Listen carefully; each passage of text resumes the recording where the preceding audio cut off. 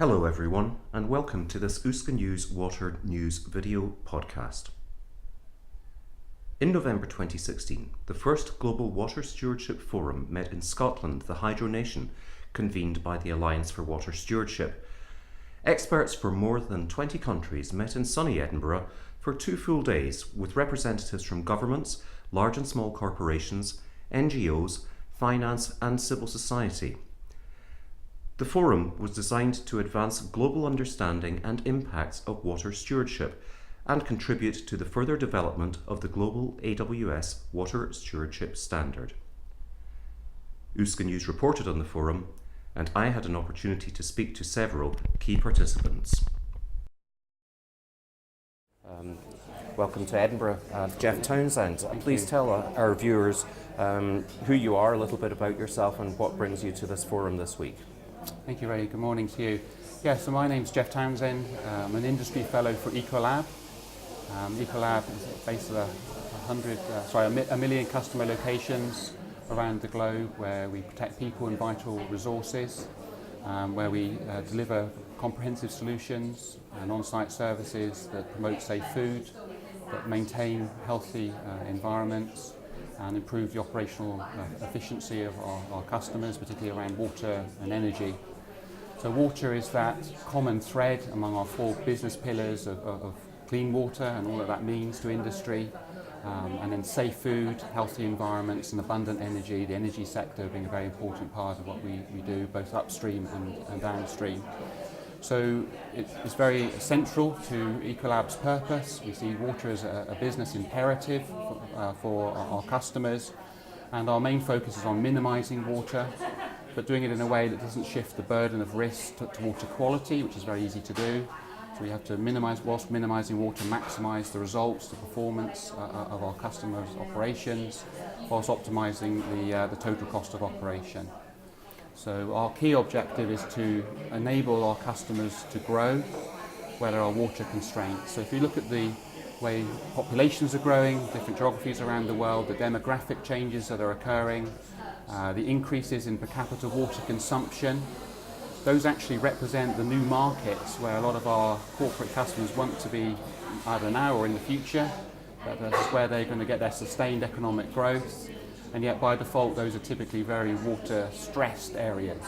So we want to be the organisation that enables them to grow at those locations, that manage the business risks, water risks that they face, and to give them that competitive advantage in those different geographies. So part of your role is educational to your customers. Water stewardship is a very automatic and visible imperative to a company that is so close to water services, less obvious to some of your customer base. How do you go about explaining to a company that is a less obvious water user the importance of water stewardship? Well, I think water has a very big impact on pretty much all operations. So all of our customers are impacted by water in a whole variety of ways, and part of what we do is understand the value of water to our customer, particularly in relation to the risks that they face, which often are uncovered and will need uncovering rather. We do use a variety of tools and techniques to understand the impacts that water has on our customers and at their particular locations. We're very keen to monetize water risks, so we have a different conversation about the value of water and the impact in monetary terms that water can have, whether it be physical risks, reputational impacts and risks, or regulatory risks at different sites and locations. So part of that is an ongoing conversation we have with our customers where we are there to understand how they use water, how they relate to water, the likely impacts they face now and in the future, and for us to propose solutions to actually mitigate those risks and actually be part of an engagement with them that leads to more profitable business for themselves. And looking at a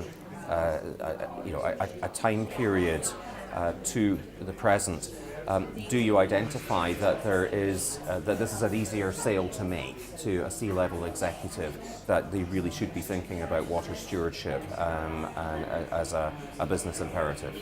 Yes, it's becoming easier. Awareness around water is increasing very rapidly.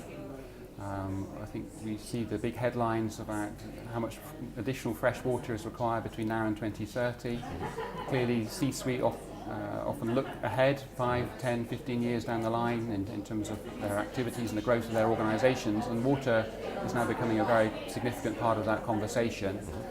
Nonetheless, it's very important for us to translate water into meaningful terms for them, and that's one of the reasons why we spend a lot of time working with TrueCost and investing in the water risk monetizer, where we actually can translate water risk into financial impacts, because that still resonates successfully at that high level, at C-suite level, and helps shape informed decision making for those organisations.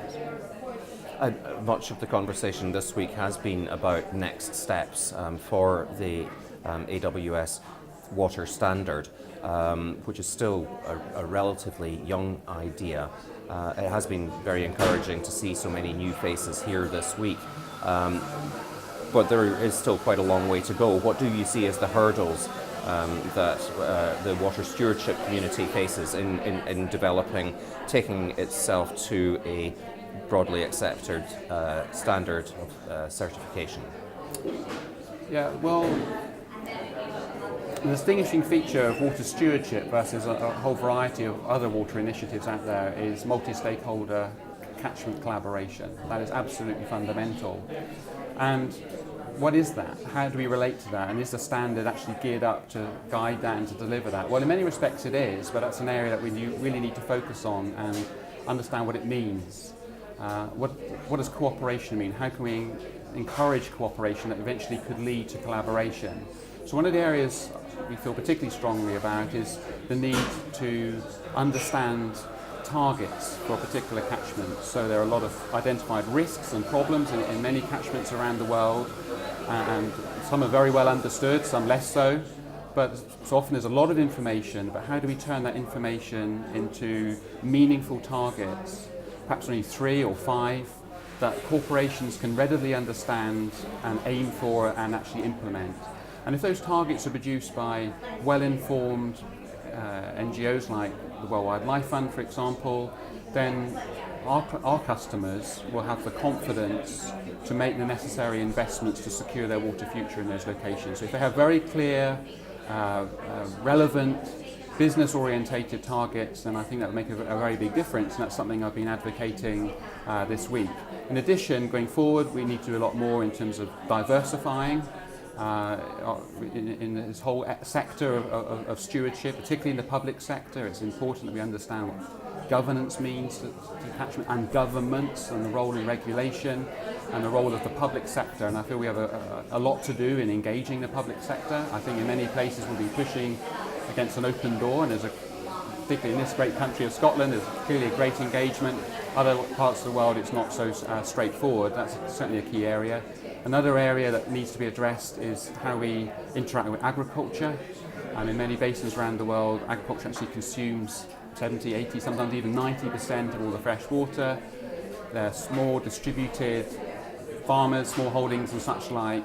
How do we actually reach those? Is the standard itself geared up to do that, or do we need to have a different approach? Do we need more of a catchment engagement strategy to be more inclusive to those farmers, which make a tremendous impact on freshwater use? So there's still some very big areas that need to be focused on, but nonetheless an enormous amount of progress has been made in water stewardship, and I just fully respect what the Alliance for Water Stewardship are doing. I was involved in their inaugural meeting back in 2010 in Brussels, so I've been following the journey very closely. As an organisation, Ecolab was involved in the beta testing of the AWS standard in Taisang, in our production facility in China, located in Lake Tai, which serves 33 million people with water. So a very vulnerable catchment, a lot of challenges. So we're able to really test the standard, the various aspects of it. We achieved some very key learnings from that we've subsequently discussed with AWS, and they've made some tweaks and changes and such like. So we've been part of that journey. Ecolab was one of the founding members of the Alliance for Water Stewardship, and our plan is to continue working very closely with them. We see the standards a very important framework for our customers. It's probably the best framework that exists that addresses all of the variety of water-related needs our customers face.